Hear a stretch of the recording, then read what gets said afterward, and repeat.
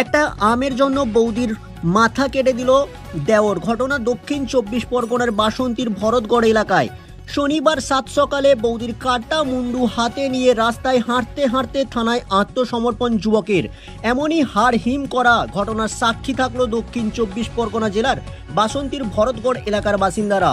স্থানীয় সূত্রে জানা যায়, আজ সকালে আমপাড়াকে কেন্দ্র করে দেওর ও বৌদির মধ্যে বচসা শুরু হয়। এই ঘটনার ফলে দেওর এমনই ঘটনা ঘটায় বলে জানা যায়। এই মহিলার স্বামী গত 3 মাস আগে মারা গেছেন। তারপরই নিয়মিত অশান্তি লেগে থাকতো বৌদি ও দেওরের মধ্যে। আজ সকালে আমপাড়াকে কেন্দ্র করে এমনই ঘটনা ঘটায় দেওর। নিজের বৌদির গলা কেটে মুন্ডু হাতে নিয়ে হাঁটতে হাঁটতে থানায় আত্মসমর্পণ। পরে ওই মহিলার দেহ উদ্ধার করে বাসন্তী থানার পুলিশ।